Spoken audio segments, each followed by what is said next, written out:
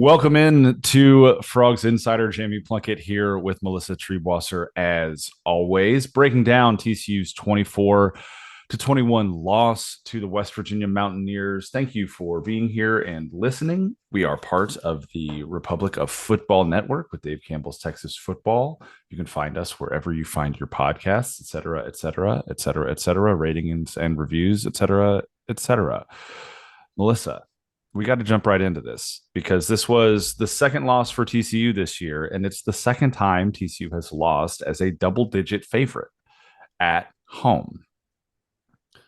You watched this game live. I was at a wedding in Omaha this weekend. I've caught up on it for the most part. What was your initial reaction? Because it seemed like this was a completely different game in the first half from the second half. I don't even know that it was as much a completely different game as I was just, it looked like, well, I'll put it this way. TCU came out on that first drive, went through the West Virginia defense like a hot knife through butter. JPR scores like a 59-yard touchdown. They score. It took them all of 51 seconds to go 70 yards. And you're thinking, okay, West Virginia's defense is good, but TCU clearly saw something on film and they were ready for this, and it's going to be fine. It's going to be a good night. After that, things went downhill really, really quickly. They scored on two more touchdowns in the first half to get to 21 points, and then punted for 5 consecutive times in the second half and missed 2 field goals, had 2 field goals blocked down the stretch. So you could argue that it was 2 totally different games because TCU was able to, move the ball in the first 30 minutes and not in the second 30 minutes. But I think that what you looked at, even when they scored in the first half, things got markedly harder. It seemed like every single drive down the field after that first one. And I watched as West Virginia made adjustments on both sides of the football, and TCU never really counterpunched throughout that game. So even though they were able to get the ball in the end zone a couple more times, you could kind of see a slow unraveling going on, after that first easy touchdown. And then obviously by the second half, it was bad, Jamie. I'm going to say you are fortunate to be at a wedding. It was a bad time. Look, I had enough Maker's Mark to not feel feelings by the end of the evening on Saturday, probably for the best based on what the group text was feeling and what I was seeing on Twitter. TCU fans seemed like they were pretty down bad on Saturday evening. Yeah, I just like I saw that the stadium wasn't full for a blackout, and just like the energy was low, and in a lot of ways it reminded me of the loss to Colorado in week 1, where it's just you came out flat and you couldn't ever fully execute like you needed to, and you end up losing because of it. Yeah, I mean, I think it's similar, and that these are both teams where you look at on paper and say TCU is the better team. TCU is at home. There's all of this hype around both of these games, and it was just dead in there. I mean, there was no energy coming out, at least coming off the screen. I wasn't in the stadium. I talked to a couple of friends that were there, and it seemed like there was a lot of chippiness in the stands. There was a ton of chippiness on the field. Unfortunately for West Virginia, 2 guys get carted off. It looks like one guy, suffers a broken leg that was pretty bad. But the other guy, I think Burks is his last name, it was released from the hospital and looks like he's going to be okay. But it was the tempo of the game was weird. The feeling of the stadium was weird. It was one of those games where it definitely did not live up to the billing that TCU tried to create with that blackout environment. And the play on the field, even though it was a 1-score game pretty much the entirety of the night, it never felt like there was any type of buzz. There was never really any excitement. And TCU never really got locked into what was happening on the field or in the stands. Before we get too far into it, big thanks to our podcast sponsors, Hell's Half Acre, Stadium Goods, and Home Field Apparel. We'll talk more about them later in the show. Just want to get that in there. But when you're talking about a team, Melissa, that for the last 4 weeks, all of the conversation that we've had has been around marginal improvement week to week on both sides of the football, Still some mistakes, still some inefficiencies that this team needs to work through. Looking at Saturday night's game, and not just because it's a loss, but it really did feel like TCU took a couple of steps back, especially on the offensive side of the ball, from offensive line play to Chandler's accuracy and decision making to wide receivers not being where they needed to be, not being able to get the running game going. It just felt like there were a host of issues, and all of that, at least from an execution standpoint, we'll start with execution. It just all kind of built up and built up and built up until the offense ground completely to a halt. Yeah, I mean, it felt like in the first half, TCU was still going to scrape by a way, find a way to win this game. And you were going to say, man, they got away with one there. You're going. I mean, you got to remember TCU barely beat West Virginia last year. In Mm-hmm. Morgantown, that was a close game, and so this has been kind of a bugaboo for the Horned Frogs since joining the Big 12. It's quietly been a pretty good little rivalry, and so it wasn't surprising that the Mountaineers were hanging around in that first half. And Garrett Green, give Garrett Green a ton of credit, came back off of injury, ran all over the TCU defense in the first half, had the big touchdown run to tie the score at 7. And despite the fact that he was playing kind of on 1.5 legs, was excellent, was absolutely exceptional throughout the game, and made big plays with his feet in the first half, made big plays with his arm in the second half. But yeah, I mean, you kind of felt initially like TCU is going to have to learn from this. This is going to be an ugly win, but they're going to find a way at home to pull this out. And then pretty early in the third quarter, you went, oh, they're never going to really threaten again, because West Virginia even though West Virginia literally, it seemed like, had a defensive lineman going off the field every single play for a period of time in the fourth quarter, they just kept kind of finding that energy, finding that extra reserve in the tank, and they wanted it more. They played harder. This team, after, like you said, that just incremental improvement, took a giant step backwards, not just in execution and play on the field, but just in the overall kind of energy and leadership coming out of the locker room and on the sidelines. Like, this was a group that, said it perfectly, came out just as flat. And I think we can say unprepared against West Virginia as they did against Colorado. And you start to worry that, once is an aberration, and you can write off that opening game because of how hard it must have been to prepare for that Colorado team. But this is a West Virginia team that's been coached by the same guy for 5 seasons, that's been around this league. They're not trying to trick you with anything. They didn't do anything that was surprising on either side of the football. And TCU had absolutely no answer in the trenches. They had no answer for Garrett Green as a running quarterback. You could give him some grace in that they didn't know that he was going to be the guy until he was out there, but you still knew what you were preparing for. And Sonny Dykes said it after the game: the coaching staff needs to do a better job of preparing these players. I mean, that was his words, and that absolutely bore out, on Saturday night. And I think too, just I think it has to be said that when you gain 1 yard of offense in a quarter, like TCU did in the third quarter, that isn't exclusively an execution issue. You No. named it. You said there's a preparation issue there, and there's an adjustment issue at halftime there as well, to not come out and either reinforce the positive things that happened in the first half, or hey, here's kind of the counterpunch we're anticipating, and here's how we're going to respond to that if that happens, right? Yeah, there have been a couple times this season now where we haven't seen TCU make the halftime adjustments that we maybe expected them to make. And Sonny Dykes was pretty clear about it in post game, that was some of the worst offense he's ever seen since he's been coaching. Yeah, He said that it was a not coaching wrong. issue. He said that it was a preparation issue. He said they have to do better in both of those areas. And so you've heard now a couple times this year, Sonny Dykes really kind of pointedly call out his coordinators. Both Joe Gillespie and Kendall Browse now have been called out in the media room by Sonny Dykes about not having their team or their side of the ball prepared enough to win a football game.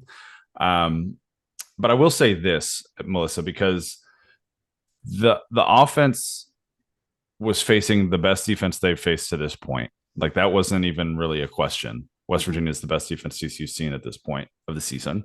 And so it was almost reasonable to expect that the production would be down, but not to this level. And I think in this loss, we saw a lot of the same inefficiencies that we've seen from TCU's offense throughout the season. They've just been able to mask it with a bunch of yards and a bunch of points at certain times, right? They scored 42 points against Colorado and lost. And the conversation around that game was, oh, well, 42 points should win you football games. And that's not necessarily wrong. They scored 41 against Nichols. They scored 36 against Houston in a blowout. 34, they doubled up SMU.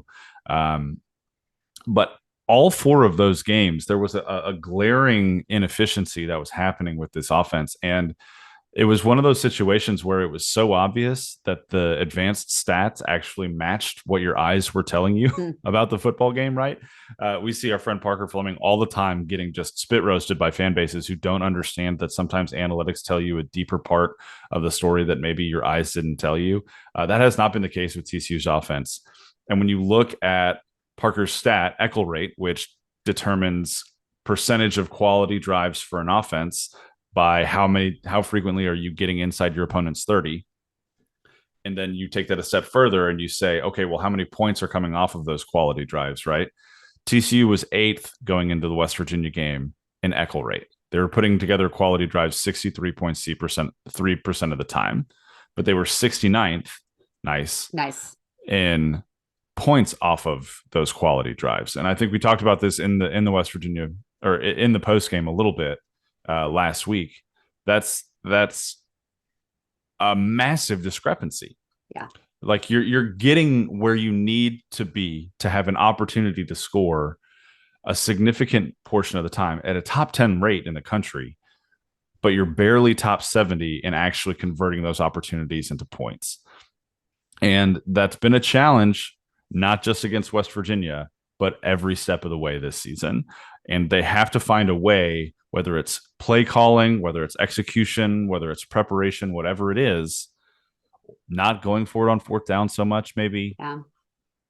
They've got to find a way to become more efficient when they get into scoring territory, or we're going to continue to see, as the defenses ramp up in the back half of this schedule, TCU really, really struggle on offense. Yeah. And I mean, I think that's kind of the key point here, is that it's really great and nice and lovely to rack up these big numbers against some of the worst defenses in the country. I don't know where Houston is ranked among Power 5 defenses, but I got to guess it's somewhere near the bottom. Mm-hmm. And, obviously SMU historically, just a terrible, laughably bad defense. You can't really count Nichols. And then Colorado's defense has been pretty well exposed here since that opening game as well. It's great to put up big numbers and have these big explosive plays, but it is very disconcerting and concerning when you play defense with a pulse for the first time this season and you are held to 1 yard and have 2 blocked field goals, and we'll get to special teams in a little bit, and don't really do anything for 30 minutes against the defense. It's not even an elite defense. It's a very good defense. It's far and away the best defense TCU has played, but this is not the best defense TCU is probably going to play this season even. No, there are 3 or 4 defenses left on the schedule that are better than this one. So it's really concerning. And it like you said, it goes to a myriad of things. And, I'd be remiss not to mention that the offensive line was dealing with some injuries. But again, that goes back to TCU knew it had a problem with depth in the offensive line a year ago. They knew they had a problem with depth and talent going into the offensive line this year. You have to be able to survive an injury at the position group where more guys get injured than just about any other. You have to plan for that, especially in the era of the portal. And so this offensive line, I mean, I think it's fair to say, frankly, kind of fell apart on Saturday night against West Virginia. And again, a good pass rush, but a pass rush that was being generated by second and third team guys on the depth chart because of the amount of guys that were going off the field for the Mountaineers. They were a skeleton crew by the end of that fourth quarter, and yet they still were able to get multiple stops on 4th and 1. And I know this does not all fall on play calling. I don't want to say it's all fall on play calling, but my God, the lack of creativity on 3rd and short and 4th and short, the hurried 4th and 1, I think I can't remember if that was in the first half or early in the second half. First half, yeah. Yeah, where you're hurrying to the line at a moment when you don't need to, the indecision between going for it on 4th down and kicking a field goal where you get that ball gets kicked basically into the back of your offensive line. I mean, there were a lot of execution issues amongst this coaching staff that, Sonny said it falls on the coaching, but at the end of the day, and and I guess we also need to mention at this point that Sonny obviously was dealing with some family tragedy, Mm-hmm. and I'm sure was distracted by that. And I'm never going to fault somebody for being distracted by a loss in that moment. But this isn't the first time that these types of things have happened, and it does show a pattern that is concerning going forward. Sonny is one of the ultimate CEO coaches, and he's made his decisions on guys that he's going to put in those positions. And it's going to fall on him if they can't get some of these things cleaned up over the course of the rest of the season. And losing a game like that at home to look, a surprisingly decent West Virginia team, but still, you cannot be losing to West Virginia at home and think that you're going to make any real hay in the Big 12 this year when you look at the rest of the schedule and who TCU still has to face. And the Baylor win that looked like a gimme a couple weeks ago, man, they got Blake Shapen back, and all of a sudden they look like they got something going a little bit on offense. They turned it on in the second half. We'll get into some Big 12 scores from around the conference in a little bit, and that was definitely one of the more surprising ones on the weekend. But I think you're right. You're onto something here, Melissa, and I want to piggyback on what you said about Coach Dykes and the loss that he experienced very late in the week. He lost his brother-in-law. He left practice on Friday to go out to Lubbock to be with his sister. I think he went right back to Lubbock on Sunday. He was obviously dealing with a tremendous amount of sudden, unexpected loss and grief. And that's never just anything that is going to be easily dealt with, especially when you have as high pressure of a job as a head coach at a Division I school does, right? Perspective wise, obviously, football is just football at the end of the day. Absolutely. He's getting paid a ton of money for a very high pressure situation. And that all of it together is it sucks. It really sucks. And, I know our hearts go out to him and his family, and we hope that everything as the grief process progresses, that they are going to be okay. And like you mentioned, a lot of these issues have persisted throughout the first 5 weeks of the season. One of the things that I noticed about this game, and again, I was at a wedding, I rewatched it. So I have watched the bulk of the football game. I fast forwarded through a little bit of that third quarter because I kind of knew what was coming. But TCU, I talked about echo rate earlier. TCU had only 2 drives on the night that reached inside the West Virginia 30-yard line. And they came away with no points on either of those drives. All 3 of their touchdowns in the first half were on explosive plays from outside the 30. The longest touchdown play of the year, the pass to JP Richardson, which was nice. JP caught the ball, broke a tackle, like you said. A good pass to Dalen Wright, and he made some magic happen near the end of the half to get into the end zone. A really good run by Chandler as well. All, though, explosive plays, all outside this 30-yard line. So even when you're looking at how TCU scored in this game, they actually went backwards when it comes to quality drives because they could not consistently move the ball down the field and have success on first down and second down in order to set themselves up on third down. At one point in this game, Melissa, they were 5 of 6 on third down. They finished the game 6 for 16 on third down. And so there was something that was working, whether it was Chandler running the ball, getting the ball out of his hands quickly. There were things that were working in the first half that when, like you said, West Virginia counterpunched in the second half, TCU had no answer for it. Part of it was a little bit of a delayed blitz where I'm not sure if they were just spying Chandler in the second half and then the free linebacker was blitzing him late. But TCU made no adjustment on that 4th or 5th rusher for the majority of the second half. And that was really disappointing to see. And it led them, all of these inefficiencies led them to asking Griffin Kell to kick 3 field goals from 46 yards or back. I think 2 were over 50 yards. And he missed 1 and had 2 blocked. And so now you're looking on paper and you say, well, Griffin Kell's only 7 for 13 from field goals this year. But I wrote about it today for Horned Frog Blitz. He's already attempted more 50-yard or longer field goals in the first 5 games this year, 6, than he had in his first 4 seasons at TCU. He's already he's attempted 6 50-yard or more field goals this year already. And that is a sign game. that, well, it's not his game. It's also ridiculous to ask a college kicker to do that consistently. And it's another signal of how inconsistent and inefficient this offense has been, that they've stalled out enough to be asking their kicker to consistently go out there and try to make 50-yarders.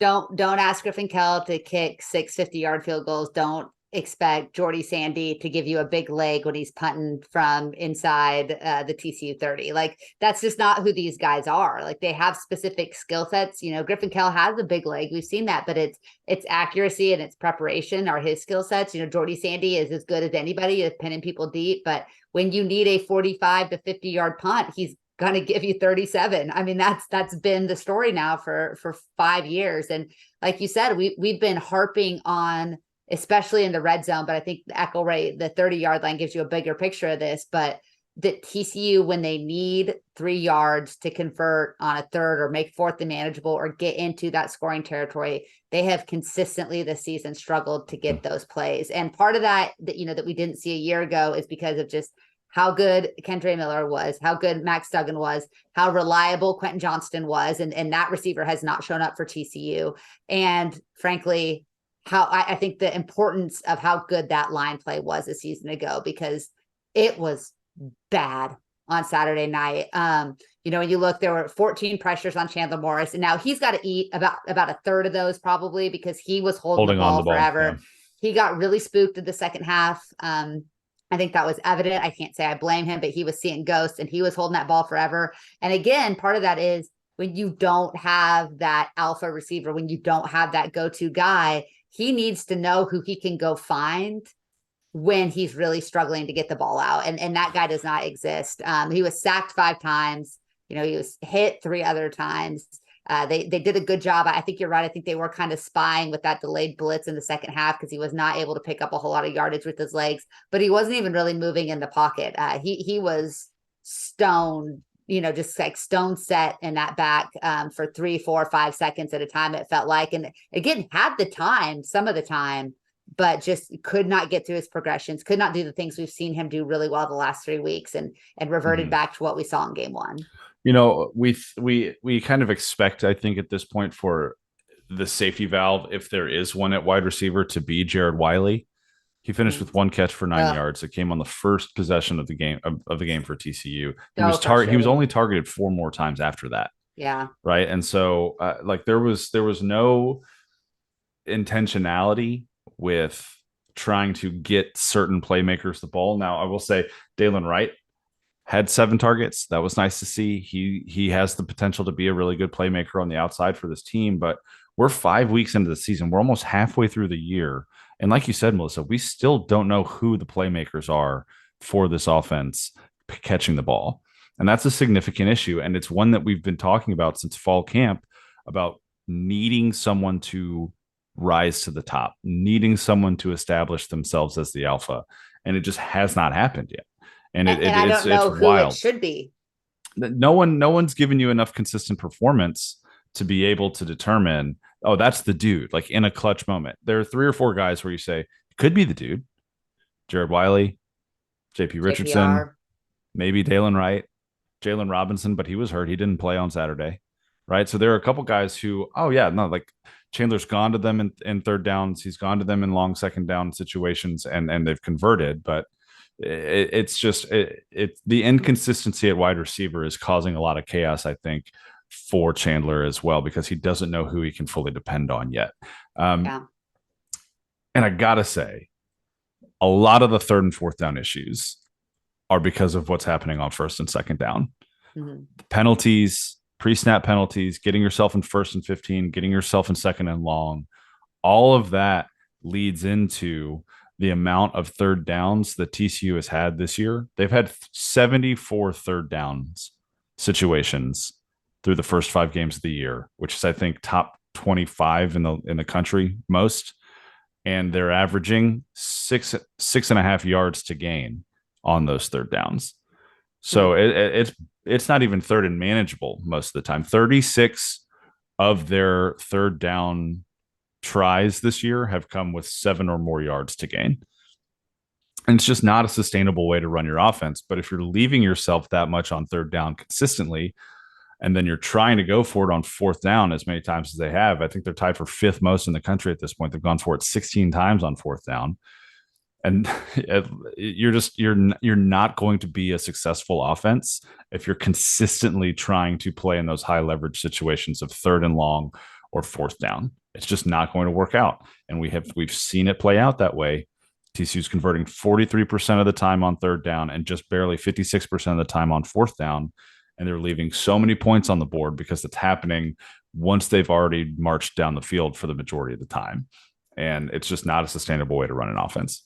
Yeah, I mean, you're sitting here watching West Virginia literally go 90 minutes of real time between completing a pass, and yet TCU is the one that can't move the ball. They only had one red zone opportunity even on Saturday night, which is kind of amazing stat. And it's like you said, it's because they are putting themselves in bad positions. They're getting behind the chains. I mean, you mentioned the pre-snap penalties.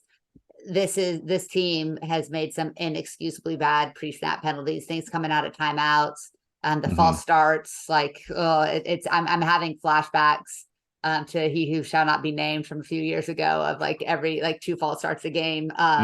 It's getting a little bit rough out there. So all of those little things that you can say. I see a lot of, well, it's early. Well, it's going to take time.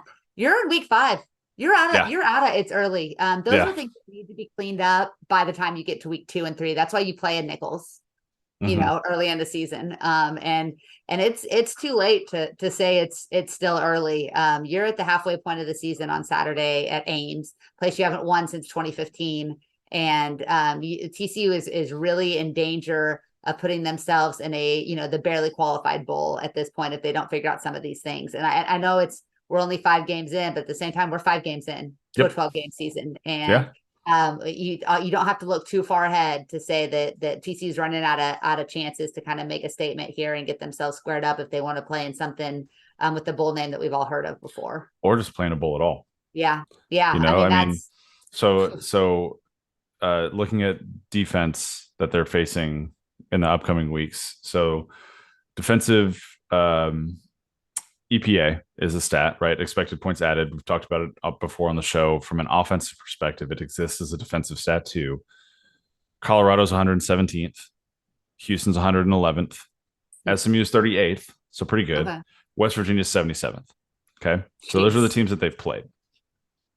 Now they're going to face Iowa State, who's 76th, BYU, who's 47th, Kansas State, who's 74th, Texas, who's 8th, Baylor, who's 126th, and Oklahoma, who's 10th. So 5 of the remaining 6 teams on their schedule have a better defensive EPA than any of the teams they've faced to this point. And so the road doesn't get any easier for TCU's offense.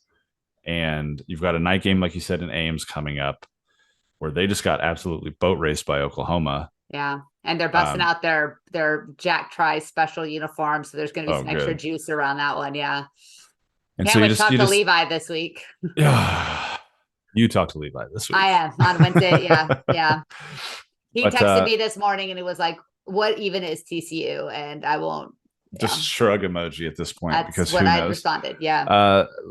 Before we pivot off of this game, because I think we've covered it pretty well at this point. The defense looked okay. Yeah. Right. They only allowed 3 completed passes in the first half. A lot of that had to do with Garrett Green. But they only allowed 3 completed passes in the first half. They held West Virginia to 24 points. But at the same time, we still saw some of the same challenges, just like we saw with the offense. It just didn't bear out so far as, the defense really cost them because of X, Y, and Z. Yeah. And so while we can talk about, they looked fine, what happens when they face more competent offenses than what West Virginia has to offer? Well, and when you say they look fine, they still were able to generate little to no pressure on Garrett Green. No sacks. He was only hit once. He was only hurried twice. So they really let him. And again, this is a quarterback who is not known for his throwing ability and could not complete a pass for legitimately 90 actual minutes of time. Like there were 90 minutes of actual time between completed balls. But they let him in the second half. He just picked him apart. Yeah. Like he was really, really good. And it wasn't because he was making big plays. It was just like he had time to sit back, make his reads, go through his progressions, which is what, Chandler did not have time to do, and just make the plays that he needed to make. He didn't try to do more. He just made the plays that needed to make. And this TCU pass rush was once again non-existent. Like they were fine. They weren't bad, but they weren't against one of the worst passing quarterbacks they've seen. They just never made things overly difficult on him. He did a great job running the ball in the first half, and he did a great job throwing the ball in the second half. And we were just kind of waiting to see which of those TCU defenders was going to step up and make that kind of game-changing, momentum-swinging play. And it's a lot to ask for them to have to do that, but it never happened. And now you're looking, of is good enough going to be enough, or now does this TCU defense really need to step up and try to carry this team as the offense continues to try to figure things out? A fun stat. We've talked a lot about advanced stats already tonight. A very raw stat for you, Melissa. West Virginia's played 4 games against Division I opponents this year. They scored 15 points against Penn State. They scored 17 points against Pitt. They scored 20 points against Texas Tech and 24 against TCU. Was the most points they've scored against a Division I opponent this year. And I will say that at moments in the second half, it looked like the defense was pretty gassed, and that's going to happen when your offense only gains 1 total yard in a quarter. But still, like you said, generally it feels a little bit like this team is lacking in identity this year, which is odd to say coming off of a year where the identity was so clear, so abundantly clear. But at the same time, I guess that's what happens when you lose so many veteran leaders and so many veteran producers on both sides of the ball. Well, and now the defense is going to be down another guy for the foreseeable future. Johnny Hodges posted a picture of himself after surgery today. So, and Shad Banks, had another nice game, did a lot of things well. Was really productive, but Johnny, as a leader in the locker room and on the field is going to be sorely missed. Shad's production, it was really solid, but you take another big voice out of that room for a group that, like you said, is lacking identity, and that's not going to be a good thing for TCU. No, 9 tackles for Shad, tied for the team lead in solo tackles with 6. A good night. Yeah. Provide some speed, but him and Jamoy Hodge, I thought did some things really well. Jamoy, had a couple of big stops and stuffs, but again, and it's like I said, like 24 points is the most points that West Virginia has scored this year. A lot of that they played on short fields. We talked about that before we started recording of how bad of a position TCU's defense was put in. But you would still think, kind of knowing exactly what West Virginia is and isn't, you'd like to see them be able to kind of jump some of those reads a little bit and make those kind of momentum swinging plays. Not that there's a lot of confidence that the offense would have done much with it. I think we also need to talk about special teams before we leave this one. Yeah. Let me do a read real quick, and then we'll get into special teams, because I do want to mention our sponsors. Hell's Half Acre Stadium Goods is one of our favorite brands, favorite groups that we get to work with. They were created with Horned Frog fans in mind, and each item sold makes a direct impact on TCU student athletes. You can check out all of their gear, from polos to shirts to headwear to home goods, at hellshalfacresg.com. Get everything that you need for your TCU games at hellshalfacresg.com. Buy lots of Hell's Half Acre Stadium goods so we can put some of that money towards NIL for offensive line and defensive line transfers in the portal. What? Yeah, this has been a Hell's Half Acre Stadium Goods product advertisement read. Buy their football shirt as well. And buy the Hell's Half Locker. It's actually pretty tasty and also goes towards Flying T Club. So there's that. So those are all good things. All right, Melissa, special teams. Let's back off of Griffin Kell for a second. Yep. Let's back off of Griffin Kell and Jordy Sandy for a second. Here. Yeah. There are 2 people that I think TCU misses more than we could have anticipated. The first is Steve Avila. Yep. And the second is Darius Davis. Yep. Because whatever's happening in the punt return game right now simply is not working. It's not it. It is bad. Look, I think we all know how highly recruited JoJo Earle was coming out of high school, how badly TCU fans wanted him. He has been he's had to deal with some injuries. He's had a lot going on. I know, Sonny Dykes was effusive in his praise for him at Big 12 Media Days. But they really need to look at that position. It's not working. It's not, and I don't know why. I don't know if they're seeing something in practice that it's not translating to games. I don't know if there's still some lingering injury issues, that this is a kid that's not 100%. But it has become a real liability for TCU in the punt return game, and something needs to change back there. The ball touches the ground way too much. Yep. And we've talked about that in past weeks too. Darius was excellent at getting to the football. And even if it was a fair catch, the ball wasn't going to hit the ground and roll. No. Right? Like, he was going to cut it off right there. Multiple times this year, we've seen the ball hit the ground and roll and get 15, 20, 25 extra yards of field position for TCU's opponent. You had a muffed punt, 2 botched punts on Saturday night, one that kind of bounced off of JoJo Earle's shoulder, one that he just dropped. And it's a situation where, when your offense is already struggling to consistently gain yards, especially in third down situations, when they're struggling to get the yards necessary on first and second down to set themselves up for future success on the drive, every yard that you just concede in special teams is going to come back to haunt you. Because if TCU is starting that drive on their own 32 instead of their own 17, the play calling probably looks a little bit different, right? What they set out to do on that drive probably looks a little bit different. And it's just, it's a compounding of issues at this point that, at least on Saturday night, were too much for TCU to overcome.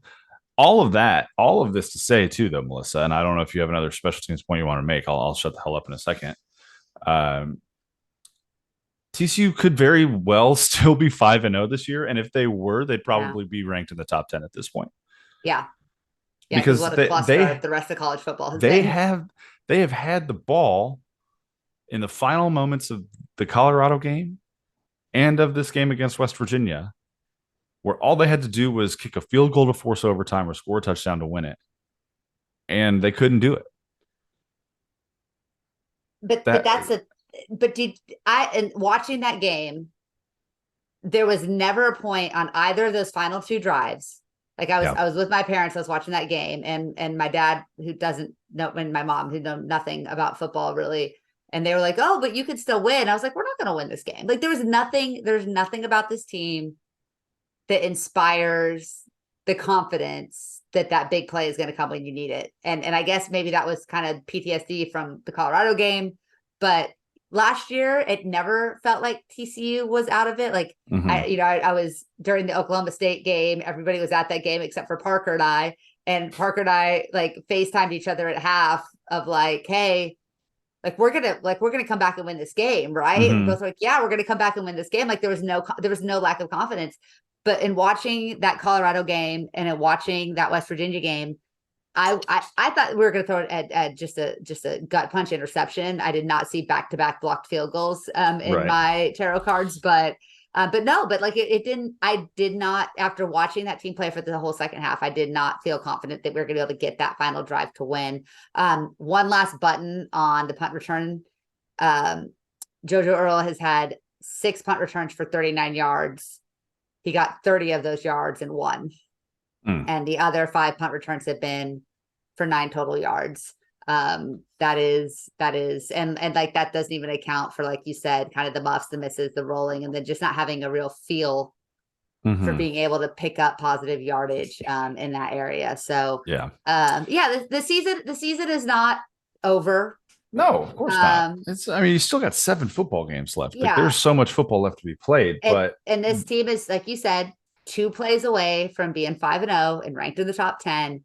But I think that the issues that have come to roost here and that have risen up, that are the things that we thought we believed in the preseason, but we were told they weren't going to be a problem, have truly kind of come through to be a problem. That replacing the amount of guys that had to be replaced have not only impacted TCU's play on the field, but just their overall chemistry as a team.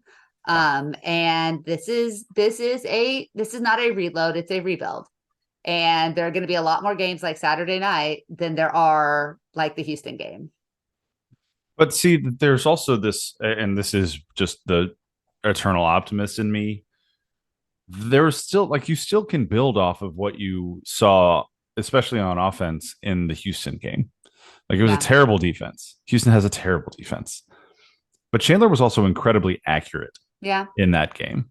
He hit guys in small windows multiple times in key situations that extended drives. He did a great job with his legs, right? So But even you can do that when you're sitting back in a clean pocket. yes, you can. And You right there, they're missing Brandon Coleman at left guard, and there were some breakdowns on the right side of the offensive line as well on Saturday night.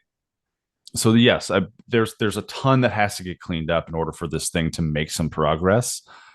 My opinion of it is that these aren't things that are necessarily, oh, we have to wait until the offseason to fix these Yeah. things. No, you're These are right. things that are repairable mid-season, but it's going to take a hell of a coaching job from Kendall Briles to get a lot of it done, and from the rest of the offensive staff, and from Sonny Dykes as well. It's just like what Sonny said after the game on Saturday. We have to do a better job with coaching and preparation, and that has to start this week. Yeah.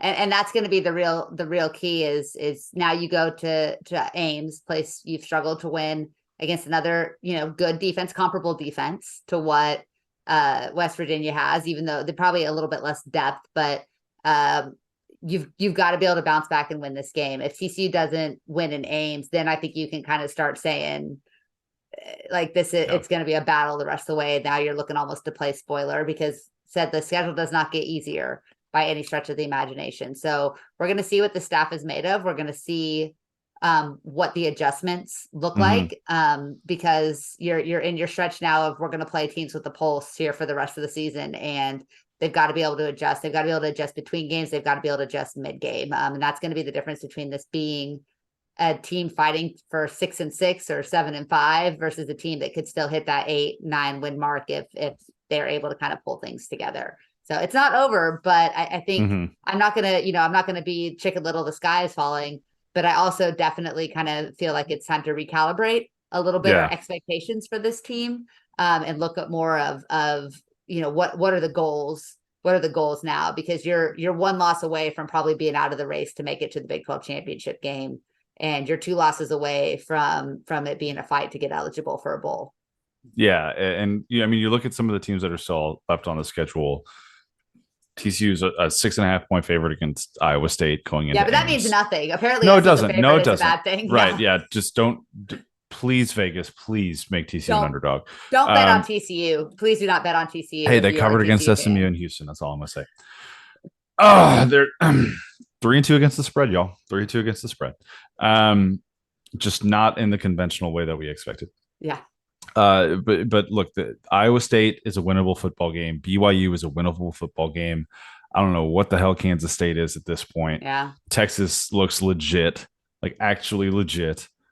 Baylor I don't care what Texas Tech looks like. Thursday night in Lubbock is always going to scare the crap out of me. Baylor coming to Fort Worth with the challenges that they've had. You had to feel pretty good about that, but who knows where they are in a month? Yeah. Who knows where they are in a month, right?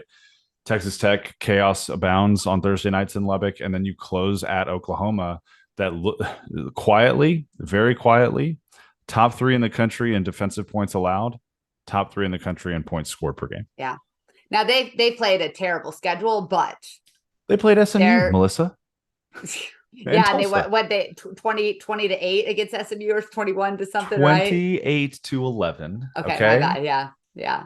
Their margin of victory against SMU was the same as TCU's. Yeah. But this is an Oklahoma team that looks light years ahead of where it was a season ago, for sure. It looks like their head coach finally got his hands on that defense a little bit and is molding it into what he had been running at Clemson for the last decade and a half. So they look like a beast. And Brett Yormark's staring down the barrel of a Texas-Oklahoma Big 12 championship in their last season in the conference, and that's just really terrible. Just tough scenes all the way around. Really, really terrible. Melissa, you are rocking a t-shirt that I know is incredibly comfortable right now because it comes from the good brand Home Field Apparel. Why don't you tell me a little bit more about HA? Listen, we love our sponsors and we've loved Home Field Apparel long before they were a part of the Frogs Insider podcast.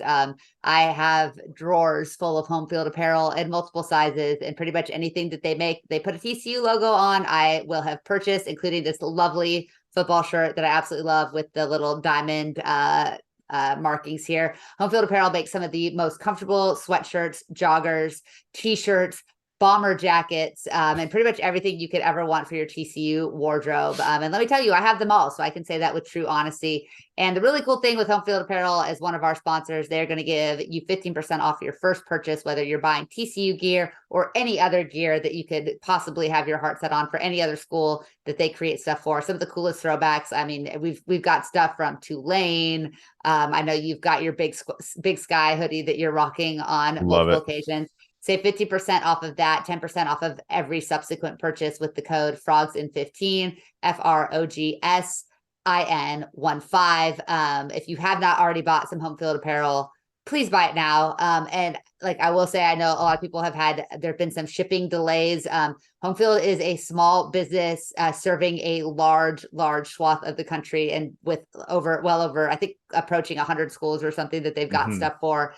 Hang tight with their shipping delays. I promise you it will be worth it. Get your hoodies, your crew necks, your joggers ordered now, so that when fall weather ever hits for the South and the Midwest, you will be able to enjoy it then. I will say it's getting a little chilly here in Northern California. So the bomber jacket is coming out this week. I think it might happen. So, well, it's supposed to be down into the 50s in the mornings here next week. So okay. Delightful. Big Sky hoodie on my morning walk. Maybe so. Might be happening. You never know. Got to go on a morning walk for it to happen, but we'll see. Yeah, but it could. FROGSIN15 is the code. 15% off of your first purchase, 10% off every subsequent purchase. All right, Melissa, let's run around the Big 12 really quickly to wrap up the podcast here this evening. First and foremost, Baylor 36, Central Florida 35.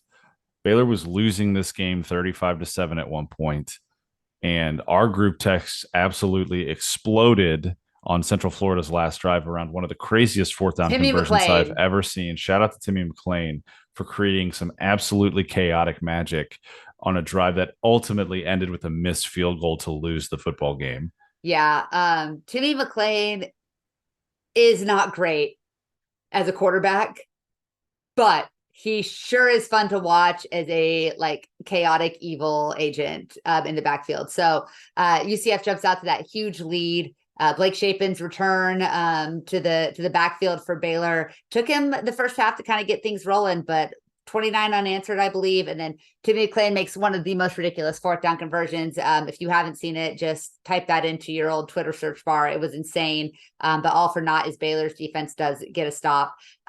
To me, the scariest thing you can do with Baylor is give them a little bit of belief, because I still don't think they're very good, but that's a program that's really good rallying around something. And they are going to play spoiler on more than one occasion this year. They weren't able to do it against Texas. I don't know how much often. I think they've got, is it Butt Bowl this weekend? I think it might be the Butt Bowl this weekend. So, it is Butt Bowl this weekend. Yes. Yeah. And as was going around Twitter, that game will be actual ass, but the team that loses Baylor, Texas Tech this weekend is pretty much down to begging for a bowl game status. But the team that wins could truly cause some problems for other teams in the Big 12 this year. Do you want to hear the rest of Baylor's schedule? Oh, yes, so badly. Texas Tech at home, Butt Bowl. Bye week, at Cincinnati, home against Iowa State, home against Houston, at Kansas State, at TCU, home against West Virginia. They could easily get to bowl eligibility. Get to bowl eligibility there. Yeah, that's about as soft a ride home as you can get. Mm-hmm. Give me Tech's schedule just for giggles. Well, here's Central Florida first. They have to go to Kansas, to Oklahoma, then they're home against West Virginia, to Cincinnati, home against Oklahoma State, at Texas Tech, home against Houston. Much more challenging schedule, in my opinion, especially in the next couple of weeks. They can still get some wins there, but it's going to be tough. And I don't know what the status of John Rice Plumlee is for them going forward, but they desperately need him back. They do need him back. Speaking of Texas Tech, though, they win 49-28 over Houston and Lubbock.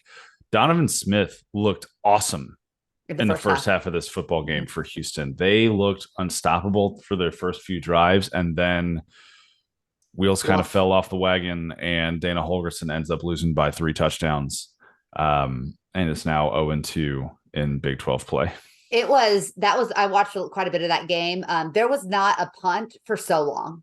Mm-hmm. There was not a punt for so, and then everything just went to hell for Houston, and I almost felt bad for them. But yeah, that's I don't know. Like Texas Tech is not they got way too much effusive praise at the offseason. I think we're seeing that they're probably not a fully formed entity at this point, but Joey gets those boys rolling. Who knows what can happen? And they got the Butt Bowl this week. We'll see who comes out on top there. This was Texas Tech's first win against an FBS opponent this season. Oh, just should be noted. Their only other win was against Tarleton State. So good to know. Good to know. Hey, they're on the board, and that's all that matters. Meanwhile, Houston has a bye week before they host West Virginia. Things could get really ugly for the Cougars this year. Yeah. As Dana Holgerson's seat heats up. BYU 35 over Cincinnati 27 on Friday night. BYU is a weird team because it seems like no matter what happens, they're scoring 30-something points and they're giving up 20 to 30-something points. And it doesn't matter who they're playing, whether it's Arkansas, whether it's Cincinnati. Opponent be damned. This is the game plan for BYU. Yeah. And that's going to be, that's TCU's homecoming game here in a couple of weeks. That's going to be an interesting one. 2:30 on ESPN. Yeah, never. I think I'm coming in for that one. It's looking like a plan. So, yeah, this Big 12, man, I tell you, it's going to be, it's Texas pulled away from Kansas there late in the second half without Jalen Daniels. Said Oklahoma had a pretty complete performance against Iowa State. Mm-hmm. It's going to be a bumpy ride here the way home for TCU. I think I think so too. Not going to be a lot of easy ones. Not going to be a lot of. I think we're all going to need some more antacids. Yeah, BYU has a bye week this week too, so they got 2 weeks to prepare for the Frogs while TCU has to go to Iowa State. Meanwhile, Cincinnati's got a bye week before they host Iowa State in 2 weeks. Next up on the schedule, Texas 40, Kansas 14. Jalen Daniels did not play in this game, so Kansas relied on Jason Bean, who had them kind of cooking a little bit in the first half. They were down, I believe, 21-14 at one point, and then Texas stopped playing with its food and just ran over the Jayhawks. Texas's second half statistics on offense are absolutely ungodly. Mm-hmm. You talk about making halftime adjustments. What they're doing in the second, because they've kind of played with their food in the first half against just about every team they've played.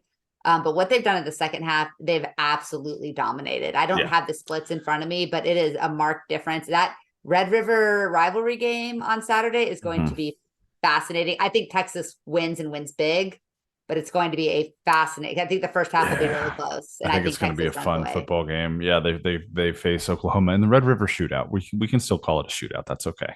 Okay. And there might be some fireworks that are appropriate for that name this year. True. Because Oklahoma, like you said, is markedly improved. Texas improves to 5-0 on the season. They haven't won a football game by less than 10 points this year. Every win's been by double digits. Yeah. So that's not impressive, right? And I've said for years now with Texas, I got to see it to believe it, and I'm starting to become a believer. Yeah. Starting to become a believer. Meanwhile, Kansas, their road doesn't get much easier because they host a very embattled Central Florida before traveling to Oklahoma State the next 2 weeks. So we got to see if Jalen Daniels gets back or if things are going to take a turn for the worst for the Jayhawks. Meanwhile, the last game from the Big 12 this week, Oklahoma 50, Iowa State 20, of which 20 points came in the first half, by the way, for Iowa State. This was a relatively close game at halftime before Oklahoma just beat the brakes off of them in the second half. Yeah. Iowa State, man. I don't know what TCU's getting into on Saturday. I have no idea. There is not a team right now outside of maybe TCU that's harder to get a beat on than Iowa State. Look, I'll tell you this. I went up there 2 years ago for that game where Breece Hall ran for like 652 yards or whatever it was. And the best part of my day was asking Iowa State fans why Matt Campbell couldn't beat Iowa. Yep. I mean, he's 1-6 now, so at least he got the one dub. Never been a bigger bag fumble on the planet than Matt Campbell staying at Iowa State all these years. Never been a bigger Yeah. bag fumble. So like Lance Leopold has to go if Michigan State calls, right? Yeah. Yeah, he's got to go. Yeah. Don't do it. Absolutely. Don't do what Campbell did. And then you know what you do? Jalen Daniels, conspiracy theory time, Oh, you're bringing this one out? sits the rest of the year, Yep. redshirt year, medical redshirt, whatever, transfer portal, Michigan State starting quarterback next year, Jalen Daniels. Yep, you're pulling this one out. This got brought up at the group text as well. It's Jalen Daniels would thrive in the Big Ten. He would destroy the Big 12. Thrive in the Big Actually, 10. I think that what we've seen is great quarterbacks lead the Big Ten and become better, aka Michael Penix. AKA Joe Burrow. Well, Joe Burrow caught a big bag himself and then forgot how to play football, apparently, but that's a whole other podcast. He's hurt. My fantasy team's fine. Don't worry about it. Very, very bad. Don't worry about it. Hey, before we knock out of here, one last cool note. TCU women's basketball is in pretty elite company here. There are only 4 other schools in the country that can say what TCU basketball can say, and that is that they have an active WNBA player on the bench with them as Mark Campbell's former player at Oregon, current Chicago Sky forward, Ruthie Hebert, has joined the coaching staff at TCU. Only Vanderbilt, Oregon, Minnesota, and Penn State have a current active WNBA player sitting on their bench. That's pretty stinking cool. We are really excited about TCU men's basketball. We've talked about them quite a bit. I am quietly getting really fired up to watch TCU women's basketball play this year because that is a complete total roster overhaul. That is a completely and total new system. I think this team's going to be pretty dang good this fall. I'm excited about it. You know, we got the chance to talk to Mark Campbell at the presser last week. Very straightforward dude. You can go and watch that press conference on the Frogs Insider YouTube channel, by the way, like and subscribe. And we'll have more women's basketball content down the road because I do agree. I think they're going to be pretty good. And another cool note, TCU soccer has already broken the 10,000 attendance mark this year. That stadium, I haven't gotten out to a game yet this year. I need to because they're playing well. They're 3-1 in Big 12 play right now. They're near the top of the table. Every time I got to a game last year, the stadium was absolutely packed. And it's such a cool environment. It's a wonderful family environment for those of you that have kids that want to go to something that doesn't maybe last as long as a football game, but it's still wildly entertaining and very fun. TCU women's soccer is where it's at for that. Yeah, it is. They're a fun program. They're a very, very good program. That atmosphere is elite. It's a little bit less caustic maybe than a football stadium as well. So it's a little bit more family friendly. And those girls are incredible role models for the kids, just on and off the field. And if you're looking for an indoor version, go to TCU women's volleyball because they're killing it again this year too. They just took back-to-back series from Texas Tech and they're undefeated in Big 12 play right now. Yeah, it's good. It's a good time to be a Horned Frog as per usual. You love to see it. All right. Well, that'll do it for this episode of Frogs Insider. Please, please, please leave us a rating or a review wherever you get your podcasts. We will catch you, as we always do during the season, on Thursday for TCU preview for their upcoming game against Iowa State. Melissa's going to sit down with Levi Stevenson. Unhinged Levi. This might be a 2-hour episode, folks. Give me your mailbag questions, and we're going to be talking to Levi. It's going to be chaos. But until then, we'll see you next time. Go Frogs. Go Frogs.